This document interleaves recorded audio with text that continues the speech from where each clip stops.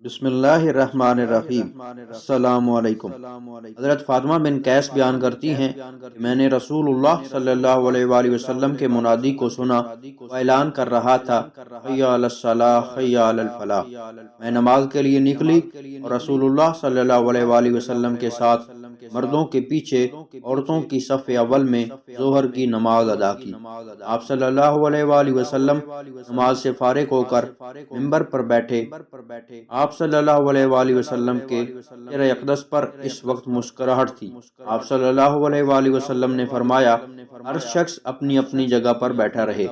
اس کے بعد آپ صلی اللہ علیہ وآلہ وسلم نے فرمایا، میں نے تم کو نہ مال وغیرہ کی تقسیم کے لیے جمع کیا ہے، نہ کسی جہاد کی تیاری کے لیے، بس صرف اس بات کے لیے جمع کیا ہے کہ تمیم داری پہلے نصرانی تھا، وہ آیا اور مسلمان ہو گیا اور مجھ سے ایک قصہ بیان کرتا ہے، میں اس سے خوش ہوا، میں چاہتا ہوں کہ تم سے بھی بیان کروں، جس سے تم کو میرے اور اس بیان کی تصدیق ہو جائے گی۔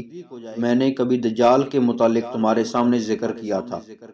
وہ کہتا ہے، ایک بڑی کشتی میں سوار ہوا جس پر سمندروں میں سفر کیا جاتا ہے۔ ان کے ساتھ قبیلہ لحم اور جزام کے 30 آدمی اور تھے۔ سمندر کا طوفان ایک ماہ تک ان کا تماشا کرتا رہا۔ آخر مغربی جانب ان کو ایک جزیرہ نظر آیا، جس کو دیکھ کر وہ بہت مسرور ہوئے اور چھوٹی کشتیوں میں بیٹھ کر اس جزیرہ پر اتر گئے۔ سامنے سے ان کو جانور کی شکل کی ایک چیز نظر آئی جس کے سارے جسم پر بال ہی بال تھے۔ لوگوں نے اس سے کہا، کمبخت تو کیا بلا ہے؟ وہ، میں دجال کی جاسوس ہوں، چلو اس گرجے میں وہاں ایک شخص ہے جو تمہاری خبروں کا مشتاق ہے۔ کہتے ہیں جب اس نے ایک آدمی کا ذکر کیا تو اب ہم کو ڈر لگا کہ کہیں وہ کوئی جن نہ ہو۔ ہم لپک کر گرجے میں پہنچے تو ہم نے ایک بڑا قوی ہیکل شخص دیکھا۔ اس سے قبل ہم نے ویسا کوئی شخص نہیں دیکھا تھا۔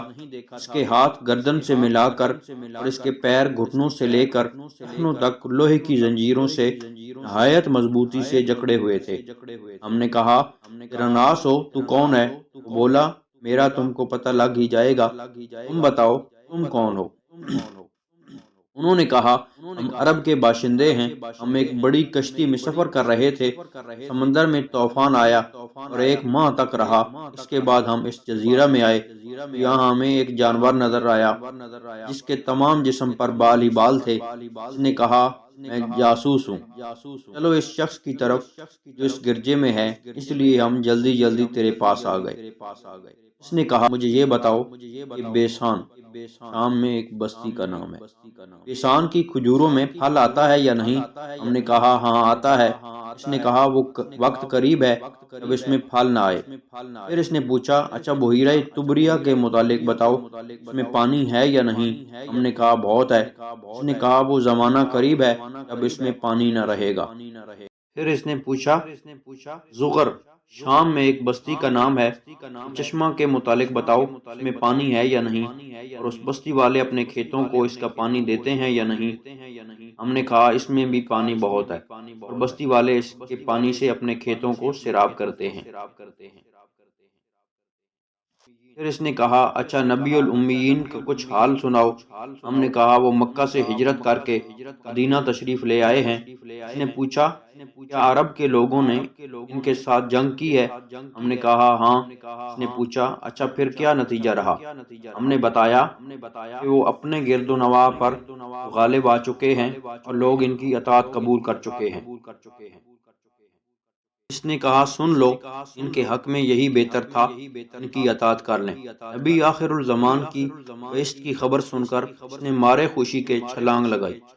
اور اب میں تم کو اپنے متعلق بتاتا ہوں، میں دجال ہوں، اور وہ وقت قریب ہے جب مجھ کو یہاں سے باہر نکلنے کی اجازت مل جائے گی۔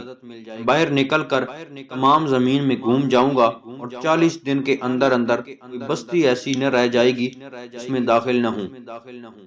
صرف مکہ اور طیبہ کے ان دونوں مقامات میں میرا داخلہ ممنوع ہے۔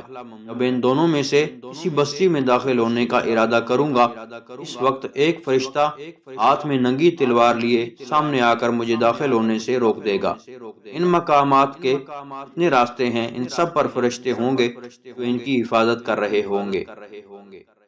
فاطمہ بنت قیس کہتی ہیں کہ رسول اللہ صلی اللہ علیہ وآلہ وسلم نے اپنی لکڑی منبر پر مار کر فرمایا کہ وہ طیبہ یہی مدینہ ہے۔ یہ جملہ 3 بار فرمایا۔ دیکھو کیا یہی بات میں نے تم سے بیان نہیں کی تھی؟ لوگوں نے کہا جی ہاں آپ نے بیان فرمائی تھی۔ اس کے بعد فرمایا دیکھو وہ بحر شام یا بحر یمن بلکہ مشرق کی جانب ہے، اور اسی طرف ہاتھ سے اشارہ فرمایا۔